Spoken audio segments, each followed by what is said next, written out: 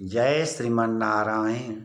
आज हम इस विषय पर विचार करेंगे कि व्यक्ति को अपनी शक्ति एवं सामर्थ्य के अनुसार मन, वचन एवं कर्म से परोपकार अवश्य करना चाहिए।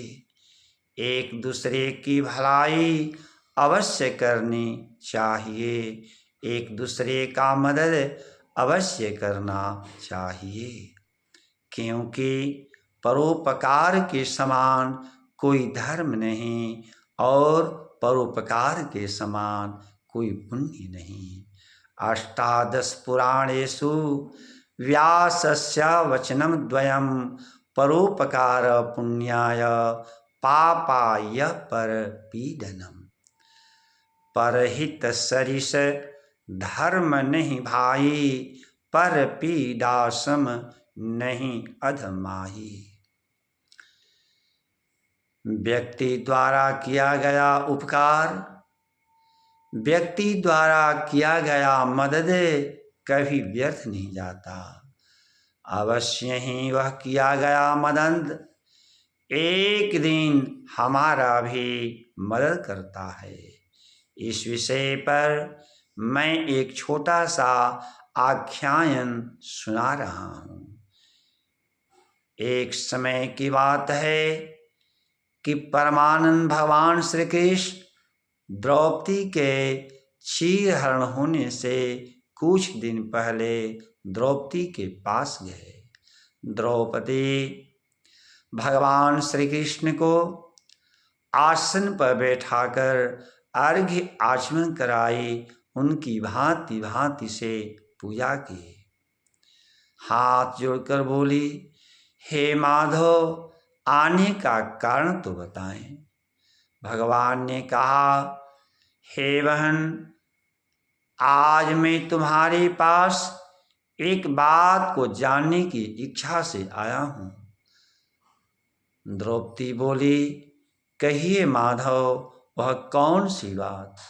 भगवान ने कहा, हे द्रौपदी, क्या तूने जीवन में एक नग्न व्यक्ति को कष्ट पाते हुए देखकर वस्त्र प्रदान की है? द्रौपदी हाथ जोड़कर बोली, हाँ माधव, अवश्य ही मैंने जीवन में वस्त्र प्रदान की है। भगवान ने कहा, सुनाओ बहन, वह प्रसंग तो बताओ।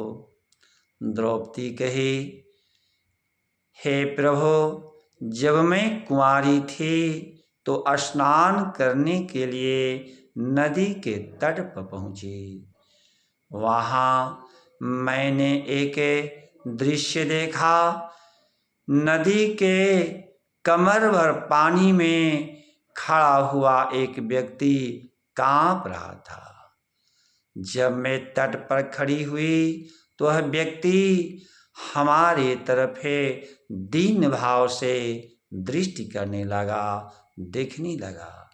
मैं समझ गई कि यह व्यक्ति अवश्य ही कष्ट में है। हाथ जोड़कर बोली कि हे आर्य, आप कौन हैं और क्यों नदी में खड़ा होकर आप कांप रही हैं?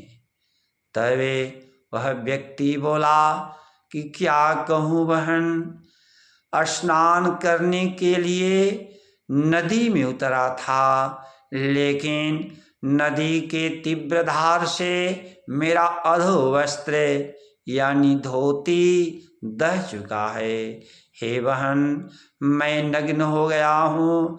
कैसे नग्न अवस्था में अपने शरीर को दिखाऊंगा? इसलिए हे बहन, लज्जा से युक्त इस नदी में ही खड़ा होकर कष्ट को पा रहा हूँ।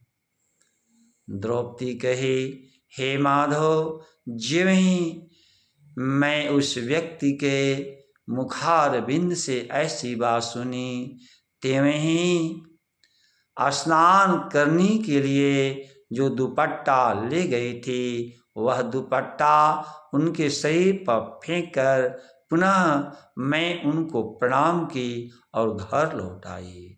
भगवान ने कहा, हे द्रौपदी, जो हम देते हैं वही मिलता है, जो नहीं देते वो कभी नहीं मिलता है।